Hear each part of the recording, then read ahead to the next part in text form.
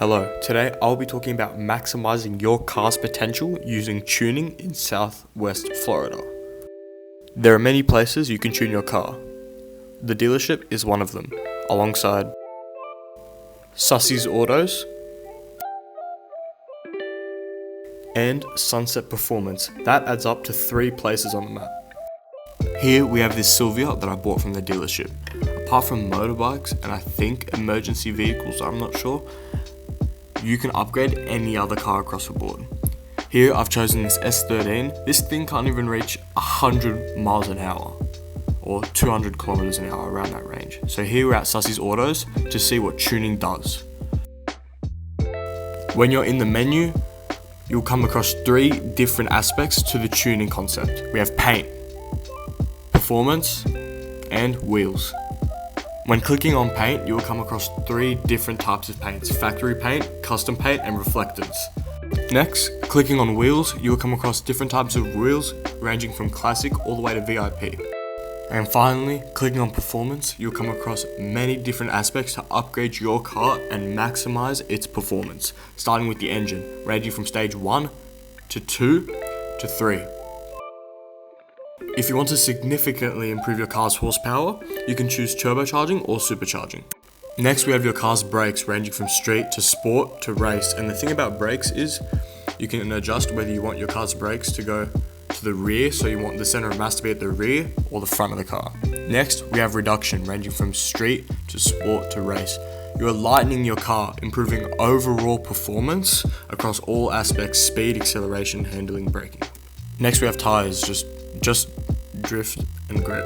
That's about it. Next, transmission. You can range from street to sport to race, improving your car's acceleration and shift time.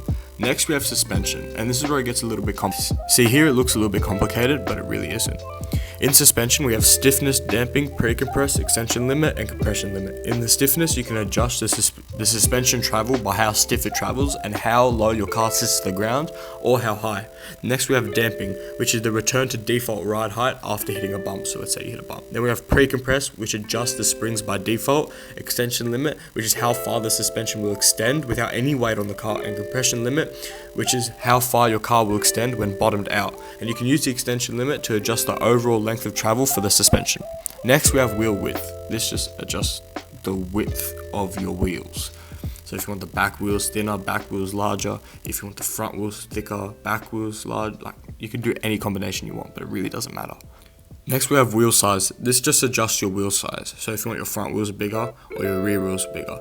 But the one thing I found is with wheel size, that the smaller your wheels, the faster they will rotate and the faster you will get up to speed. If the wheels are bigger, you won't get that effect. And with camber, I don't know why my camber wasn't working, but I'll show you at the end when I reset what camber actually does. It just tilts the wheels to handle corners a little bit better.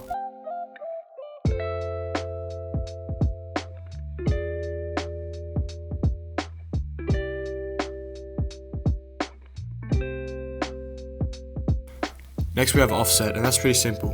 It just adjusts how far the wheels sit from the actual car's essential wheelbase. So if you want them sitting out wide, I don't know why it's not working. Hold up. Yeah, next we have steering. So we have steer speed, which just adjusts how quickly the wheels turn. Return speed, which is adjusts how quick the steering wheel returns to its original straight alignment. Then we have steering decay, which dampens the steering's responsiveness. Then we have steering ratio, which just adjust the angle on which you want your wheel to turn. Then we have lock to lock, which is just the relative steer ratio and adjust how many degrees you are able to turn your wheels. Then we have the Ackerman. Is if you have less Ackerman or decreased Ackerman, your left wheel will have less angle than your right, and then hence just vice versa. Your right will have more than your left if it's increased. Then we have steering damping, which is the overall damping to steering across any range of speed, similar to steering decay. Then steering aggressiveness is the opposite of steering dampening. Then minimum steer decay. Minimum steer decay is like, for example, if your steer decay is set to 150 and your minimum steer decay is set to 15, then at 150 you will steer by 15 degrees less. According to Strigid, yeah.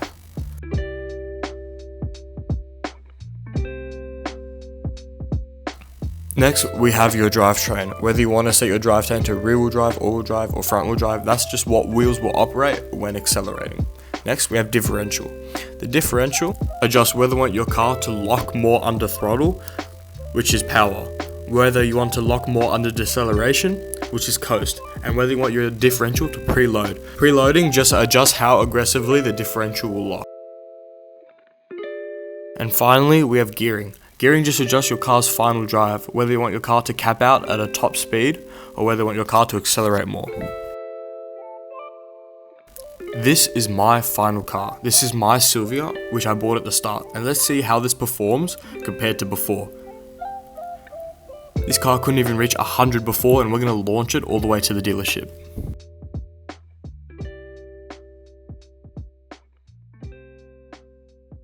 As you can clearly see, the difference is so real. With tuning done properly, you can reach double that speed.